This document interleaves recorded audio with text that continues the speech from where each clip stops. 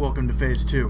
Before we begin, let's do a recap of Phase 1. In an attempt to establish a strong position early on, we charged forward but were quickly dispatched by the enemy and had to respawn.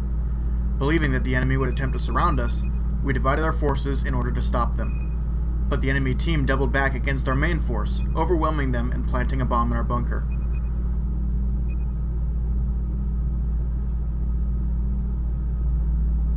In Phase 2, we moved up the hill to take elevated positions in the north and south main buildings at the Sawmill.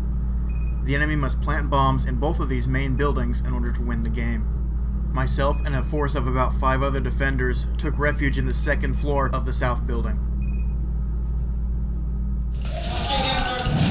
Alright, so we have some guys. They're all in that building there. So we have guys throughout the tree line that are just kind of spread out to try to slow them down.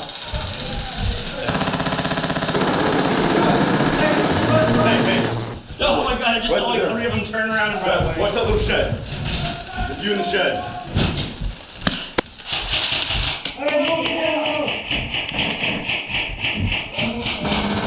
Oh, hit him. Yeah, you can just follow to the second story. The main disadvantage for being in the building that we were in was that the enemy had a lot of tree cover on the south side of the map.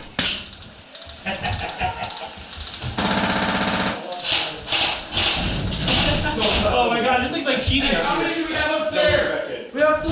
No, 4. Someone watching stairs. No, we have 5 actually. While the amount of manpower and firepower that we had up here was very significant, it made communication very difficult because it was very loud and there were a lot of people talking at once.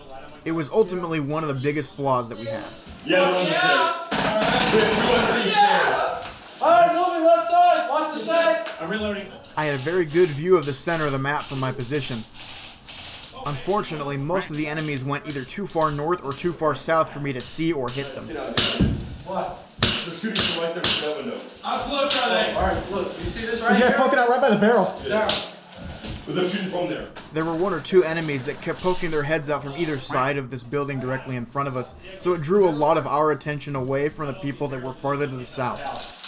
It might have been the same. No. I think the kid that I was looking at was poking up by the barrel. He had a helmet on. It might have been him running. Hey, I'm talking to you. Right here, all across. Yeah, I see. At this point is when we recognized that there were a lot of people that we were missing because they were going so far to the south, but we had to maintain our focus on the middle so that the enemy didn't move their way up directly into the building. You can see here that I began to reposition myself so that I had a greater view of the southern side of the map. That way, I could be more assistance to the people that were focused solely on those enemies. Here, I got an information. The main disadvantage with doing this, however, was that it left me open to more incoming fire from the enemy, from both sides. Here, your mic's in the full. Over that pistol. Cut in front of you. This guy off to my right has an HPA setup, so he could shoot really fast, and his gun is really loud. It was a really big intimidator for all the people that were coming at us. It even frightened me the first time I heard it. Ooh, that guy barely missed me. Oh, good. I'm out.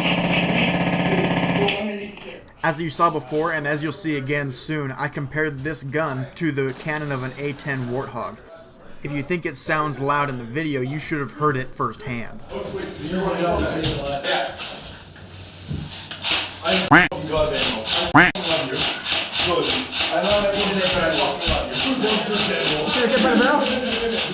guys, keep it down, keep it down. Yeah, get out. No, not that one, that's the front. Hey, come here. Oh. Yep. And I'm there. Yeah. Hey, if you come around this door right here, you can shoot from underneath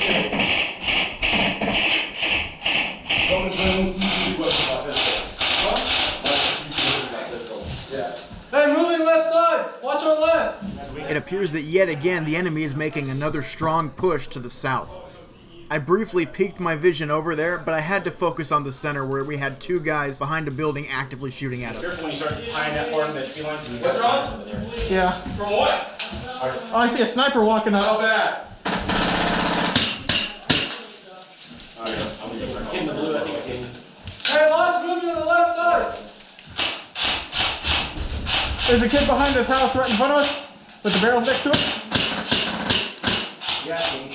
There's one on the left, one on the right. Hey guys, we need to start a fire on the left.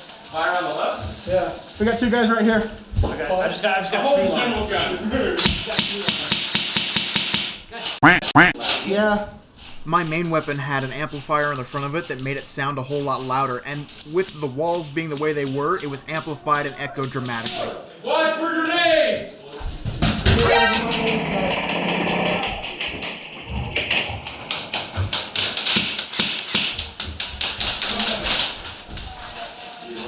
Hey guys, we should probably get out of here pretty soon. Unless we're gonna get after it like If you're friendly, announce it!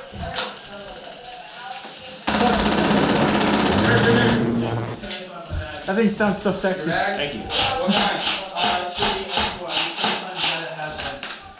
Hey, is the other guy with you? No. You know where he's at? No, not. Oh, he's way over there. I gave him, I let him use my informant. You don't know where he is? No. As you can probably tell by all those really loud smacking sounds, we were taking heavy fire directly at us. It only increased from before. This was a sign to us that we were losing ground and they were pushing ahead way faster than we anticipated. shoot them! Shoot them out of there! Listen, I really don't want to shoot you. I feel horrible, but I don't. What's going on? I'm watching the waves. Light him off. I don't know. I'm trying to figure out this guy that's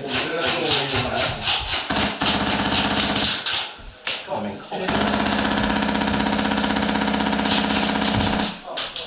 At this point, I wasn't sure if this guy out to my right actually saw people, or if he was just laying down super long bursts of fire just for the intimidation factor. Either way, it's still pretty scary, especially if you're on the other end of that barrel. Shooting at us. I saw some BBs screaming outside the window.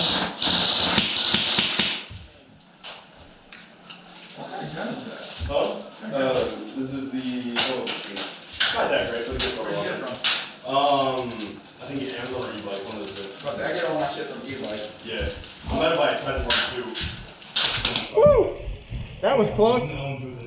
This guy was smart. He laid down some cover fire to get us to move away from the window so he could make a run for it. But I knew that's what his plan was, so I just started shooting at him anyway. I don't know if I got him, but at least I tried. Inside of that house that has the 2 barrels on the right. All of the issues are On the left-hand side of the house? all the interns. Yeah. So they can left, it costs just as much as the guy's not more. So, Yeah.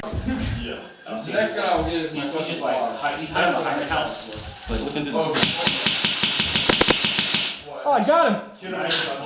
He felt that. I know he felt that.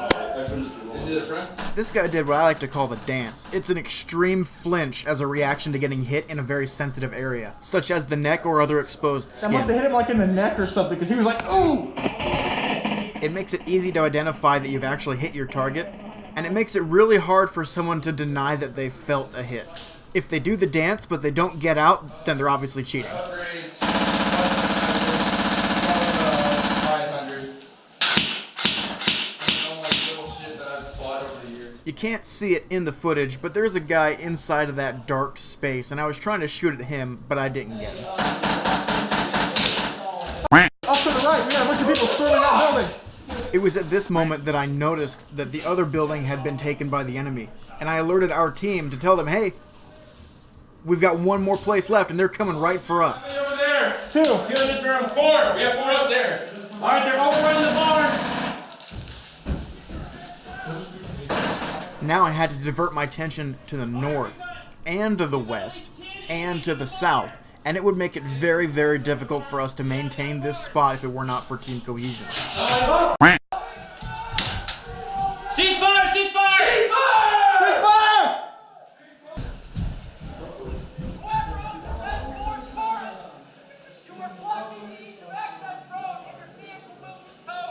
Somebody's blocking that.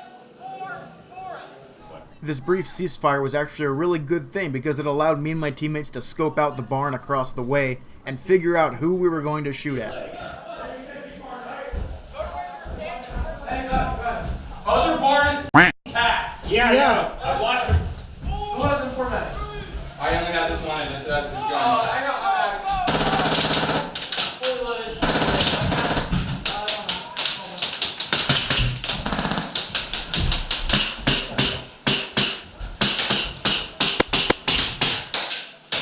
In a stroke of luck, I was able to get 2 kills, and that meant 2 less people to deal with.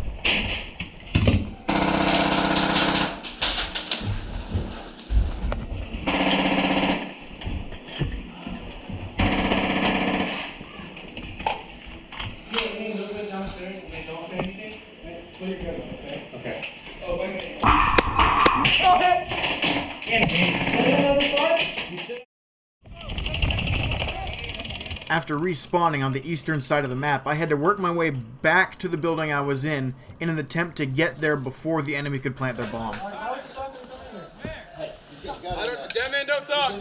One of my teammates had noticed that one of the enemies who was killed was telling one of the other enemies where he got killed from. It's one of those things that's supposed to help preserve the immersion of the game, and it's against the rules on basically every field. Inside the building with a pistol. Okay. Alright. Alright, pistol's not CQB, but this is. I was told by a teammate who was repositioning that there were enemies inside the tunnel and that I should probably use my pistol. But my pistol was actually way more powerful than my main weapon, so I couldn't use it inside the tunnels. Who are these guys? Are they in that building? I saw movement up ahead, but I wasn't sure whose team they were on. After a really quick glance, I noticed that none of them had armbands, so they were the enemy.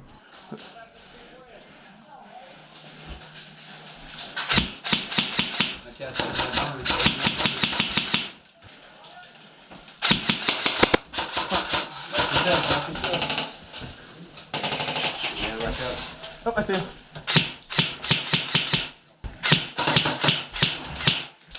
Yo, watch your back! I see the guy in the window. Yeah. Since my main weapon didn't have a minimum engagement distance, I decided to reload just in case I hit any enemies inside the tunnel. I could shoot them from point blank range and it would be a completely legal hit. So for my survival, I determined that this was the best option. What? He's just shooting at me. Alright, go up into it.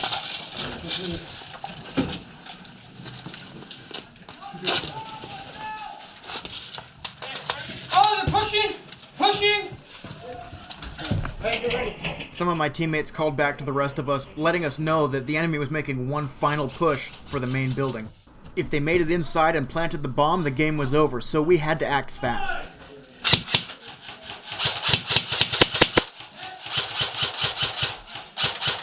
They're inside, they're inside. Hey, is that here? Yeah, over there. They just went in.